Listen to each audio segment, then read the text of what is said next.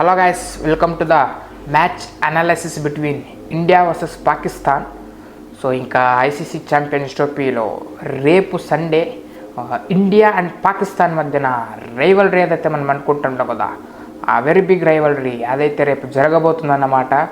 So ఇంకా ఈ match గురించి మనం డీటెయిల్గా అయితే అనాలిసిస్ చేయబోతున్నాం. లైక్ ప్లేయింగ్ 11 ఎలా ఉండబోతుంది, పర్ఫార్మెన్స్ వాళ్ళది కమింగ్ త్రూ ఒక లాంగ్ మ్యాచెస్ ఉంది కాబట్టి ఇప్పుడైతే లీగ్ స్టేజ్ మ్యాచెస్ అయితే జరుగుతుంది.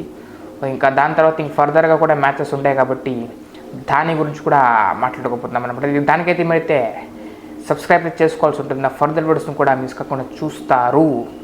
సో ఇంకా మొదలు పెట్టేస్తే India versus Pakistan very big rivalry match రేపైతే ఉండబోతుంది. దాంట్లో తెలిసింది ఏంటంటే మనకి పాకిస్తాన్ అయితే ఎటుపోకుండా ఓటమి ఫస్ట్ మ్యాచే ఓడిపోయి వస్తున్నారు. సో ఇంకా ఆబ్వియస్లీ ఇండియా అయితే గెలిచి వస్తున్నారు కాబట్టి పాకిస్తాను అది కూడా పాకిస్తాన్లోనే ఆడుతుంది, వాళ్ళ హోమ్ లెగ్లోనే ఆడుతున్నారు. ఎప్పుడు లాస్ట్ మ్యాచ్, ఈ మ్యాచ్ కాదు, ఇప్పుడు దుబాయ్లో ఆడతారు నెక్స్ట్ మ్యాచ్ అనుకోండి. సో ఇండియా ఆడుతున్నారంటే హోమ్ లెగ్కి, వాళ్ళ హోమ్ లెగ్కి ఎప్పుడు లెగ్గే పెట్టరు వాళ్ళు. సో అలాంటిది వాళ్ళ హోమ్ లెగ్లో ప్రీవియస్ మ్యాచ్ ఏదైతే నడిచిందో దాంట్లో పాకిస్తాన్ న్యూజిలాండ్ అయితే ఓడియలేదు, ఓడిపోతూ వస్తున్నారు కాబట్టి న్యూజిలాండ్తో ఓడిపోయి వస్తున్నారు. ఇంకా వాళ్ళ ఇది ఏమంటారు, వాళ్ళ గడ్డలోనే నడుచుకుంటూ ఇంకా 300+ రన్స్ స్కోర్ చేశారు వాళ్ళు. వాళ్ళ కండిషన్స్ ఇంకా చెప్పుకుంటే పాకిస్తాన్కి బాగా తెలిసి ఉండాలి. అలాంటిది వాళ్ళకు వదిలిపెట్టేసి మ్యాచ్ అయితే ఓడిపోయి వస్తున్నారు అన్నమాట పాకిస్తాన్.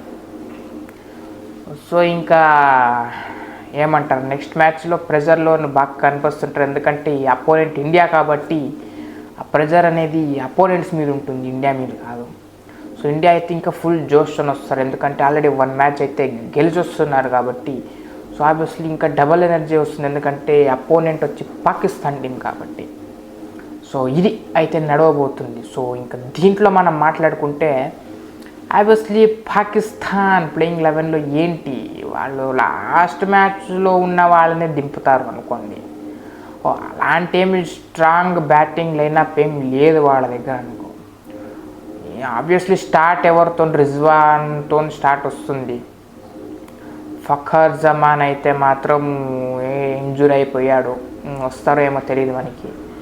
బాబర్ అజాము అవుట్ ఆఫ్ ఫామ్లో ఉన్నాడు. లాస్ట్ మ్యాచ్ ఒక 50+ వచ్చింది, కానీ బాల్స్ ఎక్కువ తినేసాడు కాబట్టి స్ట్రగల్ కూడా అయ్యాడు కాబట్టి ఇంకా అన్ని రన్స్ కొట్టినా ఇంకా ఫామ్లోకి రానట్టే ఉంది పరిస్థితి చూస్తుంటే.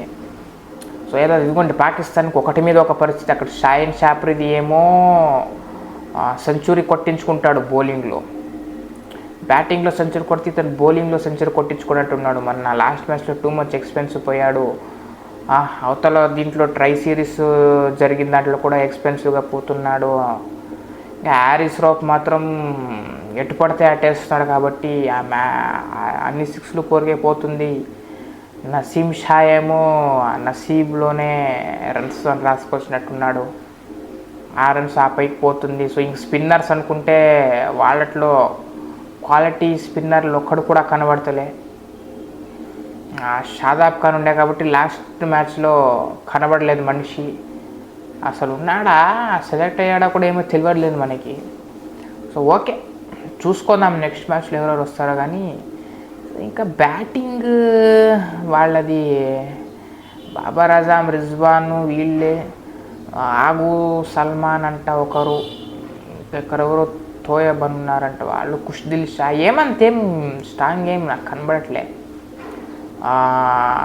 ఇఫ్తిఖార్ ఉండే లేదు ఇప్పుడు, ఇంకా వేరే ఎవరెవరు ఉండుండే లేండి. అప్పుడు ఉన్న టీంకి ఇప్పుడున్న టీంకి అసలు మ్యాచ్ కాదు పాకిస్తాన్ టీం. అయినా కూడా మనకి రివెంజ్ తీసుకునే టైం ఎక్కువ ఉంది, ఎందుకంటే ఇండియా టీం చూసుకుంటే ఆ 2017 ఛాంపియన్స్ ట్రోఫీ అదైతే పెద్ద ఏంటంటారు మర్చిపోలేని ఒక సంఘటన అంటాం కదా, దాంట్లో కూడుతుండో వచ్చినటువంటి ఒక అనుబంధంతో ఆ 2017లో జరిగినటువంటి దానికి ఒక రివెంజ్ టైం అయితే ఇవ్వాలన్నమాట. మనం ఆ ఫైనల్లో మనం ఏది తీసుకున్నామో తిరిగిచ్చే టైం వచ్చింది, అది రేపు. ఇంకొకటి ఏంటంటే లాస్ట్ T20 వరల్డ్ కప్లో సేమ్ దుబాయ్లోనే అనుకుంటా 150+ చేస్తూ పాకిస్తాన్ నో లాస్తో విన్ అయ్యి అక్కడ హంగామా ఎక్కువ చేశారు. కాబట్టి ఆ 2 మ్యాచ్లది కలిపి ఒకటేసారి రేపు తిరిగి ఇచ్చేస్తే బాగుంటుంది అనుకొని నేనైతే చెప్తున్నాను అన్నమాట. ఈ రెండింటికి తిరిగి ఇవ్వాల్సి ఉంటుంది పాకిస్తాన్కి, అది. సో తిరిగిస్తారు మన వాళ్ళు అనుకుంటున్నాం. ఎందుకంటే మన బ్యాటింగ్ విషయానికి మాట్లాడుకుంటే అక్కడ హిట్ మ్యాన్ రోహిత్ శర్మ ఉన్నాడు. సింగిల్ హ్యాండెడ్గా మ్యాచెస్ గెలిపించే సత్తా ఉన్న ప్లేయర్ రోహిత్ శర్మ.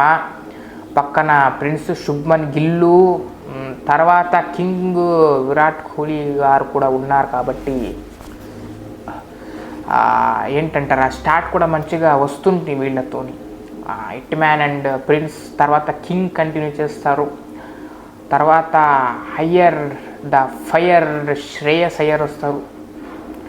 దాని తర్వాత కేఎల్ రాహుల్ కూడా వస్తాడు. కాబట్టి తర్వాత కుంకుఫాన్ ఇంకా స్ట్రాంగ్ బ్యాటింగ్ లైనప్ ఉంది. కానీ సో ఏమైనా మార్పులు చేంజెస్తో వస్తారా రేపంటే ఐ డోంట్ థింక్ సో అనుకుంటే. ఎందుకంటే కొన్ని అయితే మాట్లాడుకుందాం. బ్యాటింగ్లో చెప్పుకుంటే ఏమి చేంజెస్తో రారు. అక్కడ రిషబ్ పంత్ని బెంచ్ మీద కూకబెట్టారు, అది అందరికీ ఫీలింగ్ లానే ఉంటుంది. కాబట్టి తీయడానికి ఎవరున్నారు అక్కడ? ఇప్పుడు నువ్వు శ్రేయస్ అయ్యర్ని తీస్తావా? అస్సలు. ఎందుకంటే మిడిల్ ఆర్డర్ బ్యాట్స్మెన్ ఫామ్లో కూడా ఉన్నాడు, తీయలేని పరిస్థితి. నెక్స్ట్ నువ్వు కేఎల్ రాహుల్ని తీస్తావా? సో కేఎల్ రాహుల్ మనం ఎప్పుడు కూడా ఆన్ ద పేపర్ చూసుకుంటే వేరే ఆప్షన్ ఇస్తే అఫ్కోర్స్ నువ్వు కేఎల్ రాహుల్ని పిక్ చేస్తావు. అంటే కేఎల్ రాహుల్ ఇప్పుడు స్క్వాడ్లో ఉన్నప్పుడు నువ్వు తీయడానికి మనసు పోదు. ఎందుకంటే మనకి ఆ టెంపర్మెంట్ మనం చూసాం. కేఎల్ రాహుల్ క్రూషియల్ నాక్స్ ఆడుతూ ఉంటాడు. అఫ్కోర్స్ ఫామ్ కోల్పోయాడు. ఎందుకంటే ఆ పొజిషన్స్ చేంజ్ చేసి అలా అయిపోయింది కేఎల్ రాహుల్కి. ఇంకేం చేయలేం. అప్పుడెప్పుడో ఓపెనింగ్లో పంపిస్తుండే, తర్వాత మిడిల్ ఆర్డర్లో పంపించారు. 5th డౌన్ ది ఆర్డర్, ఇప్పుడు 6th డౌన్ ది ఆర్డర్.